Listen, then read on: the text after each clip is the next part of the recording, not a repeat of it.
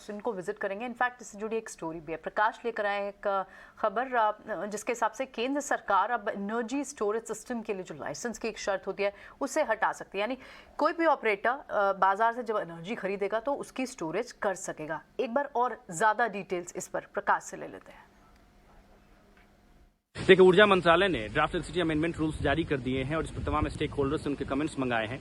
Power sector में जो नए बदलाव हो रहे हैं उसको ध्यान में रखते हुए कई तरह के जरूरी प्रावधान इन नए ड्राफ्ट रूल्स में किए गए हैं। सबसे पहले अगर आप एनर्जी स्टोरेज सिस्टम की बात कर लीजिए तो कोई भी इंडिविजुअल, कोई भी इंडिपेंडेंट ऑपरेटर, कोई भी कंपनी एनर्जी स्टोरेज सिस्टम लगा सकती हैं, इस बिजनेस में आ सकती हैं। इसके लिए प्रक्रिया को काफी आसान बना दिया गया है।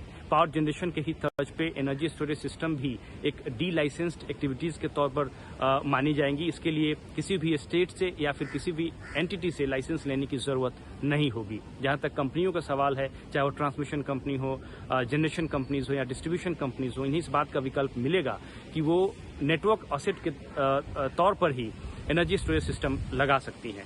इस बात का भी विकल्प दिया जाएगा कि कोई भी इंडिविजुअल या इंडिपेंडेंट ऑपरेटर या कोई भी कंपनी अपने एनर्जी स्टोरेज सिस्टम को रेंट पर देना चाहती हैं या लीज आउट करना चाहती हैं, उन्हें इसका भी विकल्प मिलेगा। इसके अलावा नए ड्राफ्ट रूल्स में कुछ और प्रावधान किए गए हैं और जो सबसे अहम प्रावधान है वो है टैरिफ निर्धारण से संबंधित, जिसमें यह कहा गया है कि टैरिफ का जो निर्धारण हो वो कॉस्ट रिफ्लेक्टिव हो, यानी कि इनपुट कॉस्ट के आधार पर हो, फ्यूल कॉस्ट के आधार पर हो, इस बात का ध्यान रखा जाए। इसके लिए डिस्कॉम्स को इस बात की आज़ादी मिलेगी कि अगर उनके इनपुट कॉस्ट में बढ़ोतरी हुई है, फ्यूल कॉस्ट में बढ़ोतरी हुई है, पावर परचेज कॉस्ट उनका ज़्यादा है, तो वो इसका एडजस्टमेंट जो है वो पावर टैरिफ में करें और इसे कंज्यूमर को पास ऑन किया जाए।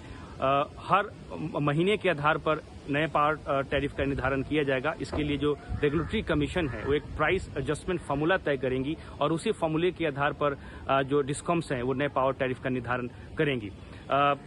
नए प्रावधान के हिसाब से 90 दिन के अंदर जो रेगुलेटरी कमीशन है वो नए फार्मूला का निर्धारण करेंगी, जिसको कि डिस्कम्स के लिए मानना अनिवार्य होगा। ऊर्जा मंत्रालय ने 11 सितंबर तक सभी स्टेक होल्डर से नए रूल्स पर कमेंट्स मंगाए हैं। चलिए ठीक है, शुक्रिया प्रकाश ये खबर बताने के लिए। एक बार ये समझ भी लेते हैं, क्योंकि हमने देखा कि पिछले कई दिनों से पावर जनरेशन और डिस्ट्रीब्यूशन में जुड़ी हुई जितनी भी कंपनियां उनमें एक अच्छी मोमेंटम था। राजेश, आपने तो अभी थोड़ी देर पहले पावर एक्सचेंज भी दिया था, आईएक्स आपने दिया, लेकिन कौन सा पावर प्रोड्यूसर आपको लग रहा है यहाँ पर इन लेवल्स पर बाइंग कर सकते हैं? अदानी पावर जैसे स्टॉक्स में भी अच्छी तेजी है आज।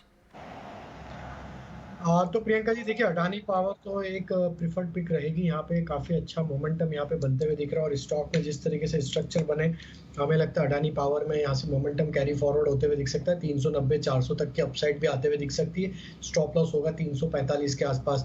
हमें यहाँ पे टाटा पावर का सेटअप भी काफी अट्रैक्टिव लग रहा है। काफी समय से अगर हम स्टॉक को देखें तो 3-4 वीक से अगर देखें तो एक रेंज में कंसोलिडेट करते हुए दिख रहा है और अब जिस तरीके से स्टॉक कंटिन्यूसली 230 रुपए के ऊपर सस्टेन कर रहा है, हमें लगता है ये स्टॉक में जो मोमेंटम यहाँ से बनते हुए दिख सकता है वो 255-260 तक भी आगे आने वाले हफ्तों में बनते हुए दिख सकता है। तो अडानी टाटा पावर यहाँ पे बाय किया जा सकता है। थोड़ा सा पोजिशनली होल्ड करना होगा।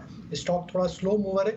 स्टॉप लॉस होंगे यहाँ पे करीब 227 के। अपसाइड के टारगेट यहाँ पे हम जो एक्सपेक्ट कर रहे हैं 245-250 तक के इमीडिएट टारगेट इसमें आते हुए दिख सकते हैं। तो अडानी पावर, टाटा पावर दोनों स्टॉक पे बाय किया जा सकता है।